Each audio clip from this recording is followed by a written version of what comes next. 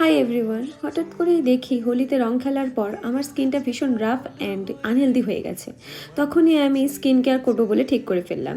একদিনে skin care করে তো স্কিনটাকে আহামরি কিছু করে ফেলবো না, কিন্তু কিছুদিন স্কিন কেয়ার করলে হয়তো স্কিনটা ঠিক হয়ে যাবে। প্রথমেই আমি নিয়ে নিচ্ছি একটি ক্লিন ওয়াইপস। সেটি দিয়ে নিজের স্কিনটাকে ক্লিন করে নিয়ে তাতে একটি লোটাস রোজ টোনার ইউজ করলাম। তারপর সেটিকে ড্যাব ড্যাব করে নিয়ে অ্যাবজর্ব হওয়ার পর আমি ল্যাকমি 8% এইচএ বিএচএ পিএইচএ কমপ্লেক্স সিরামটি ইউজ করে নিলাম। ভালো মতন সার্কুলার মোশনে ইউজ করার পর যতক্ষণ না পর্যন্ত সেটি অ্যাবজর্ব হবে ততক্ষণ পর্যন্ত সেটিকে মাখতে হবে। দেন আমি ইউজ করলাম একটি আন্ডার আই ক্রিম। সেটিকে ভালো মতন ইউজ করব চোখের এই কালির মতন দাগগুলোকে হাইড করার জন্য।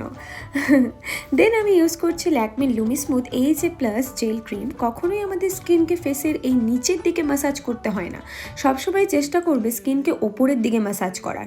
তাহলে তুমি নিজেই বুঝতে পারবে তোমার স্কিন কখনোই ঝুলে পড়ছে না। এটা ইউজ করার পর দেখলাম অদ্ভুত একটা গ্লাস ফিনিশ দিচ্ছে আমার স্কিন। বেশ ভালো লাগলো আমার ইউজ করে। তোমরা যদি এই প্রোডাক্টগুলোর লিঙ্ক চাও তাহলে কমেন্ট করতে পারো আমার এই ভিডিওতে। আজকের জন্য এই পর্যন্তই, টাটা।